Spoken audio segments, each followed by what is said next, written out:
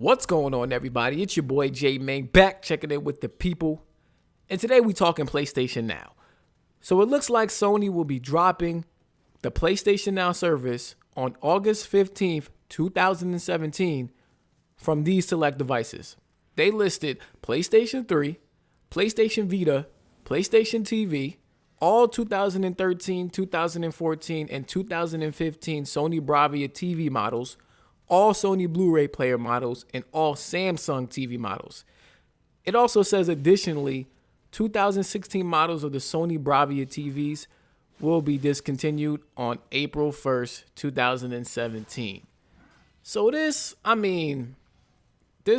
basically, confirms any speculation that PlayStation Now service is struggling. And who couldn't have guessed that? If you would have asked me when this was first announced, I thought it was a cool service, but after testing it out and after the prices, it just was too much for what they were offering. Me personally, I don't give a damn about playing backwards compatible games or games from last gen.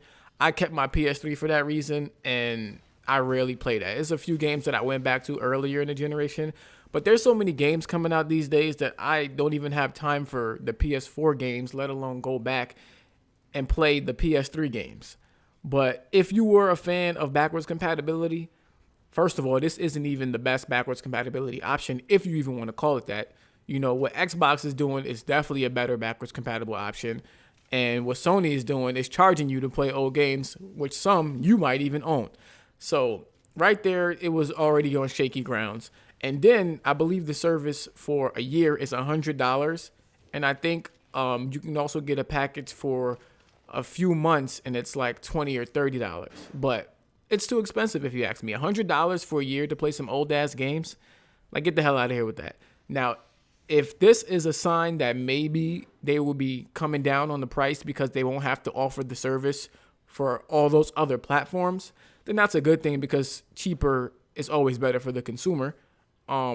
Me personally, I would like for the service to be free, but if it's, something that they have to pay for on their end, I doubt they're going to make it free at all. Plus, they're the generation leaders, so they're going to charge and get away with whatever they can get away with. Maybe they can add this to PlayStation Plus. That would also be cool because they did increase the price for PlayStation Plus to $60. So it's not like, if they add it to PlayStation Plus, people aren't paying more for that anyway. So it could probably, level out the cost. But I don't know. I wouldn't be able to tell you. But, I just think that this means that PlayStation Now, nobody's supporting it. And I know damn sure I'm not supporting it. And I couldn't tell you one person that is. Now, if you could, then it's probably the only person in the goddamn country supporting this thing. Because who wants to pay to play old games, period? So, that's my thoughts on that. They didn't give too much information about, what the future holds for it. Other than, of course, they have been adding games. I think it's like up to 450 games now for PlayStation Now, which is pretty dope. But again, it's that paying to play old games that people, will ultimately have a problem with.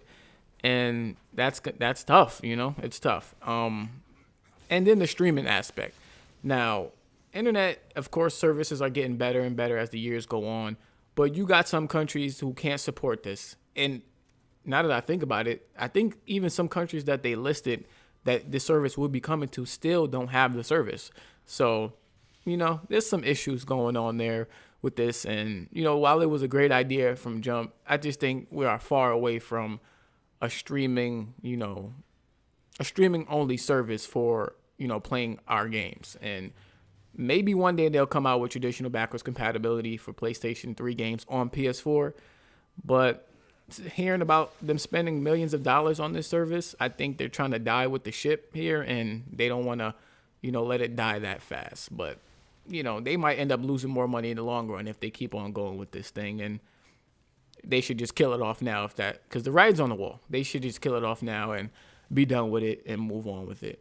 And, maybe they can bring backwards compatibility in PS5. But that's my thoughts. PlayStation Now is officially dead. But let me know down in the comment section what you think about this. Were you a fan of the service? Were you interested in ever trying it out? Have you tried it out? What did you think about it? If you're new to the channel, please subscribe. Hit that thumbs up if you enjoyed. Hey, hit the thumbs down if you didn't. Maybe you love PlayStation Now, and now you're crying because you can't play it on your Vita. But I'm out of here. Check y'all out in my next video. Peace.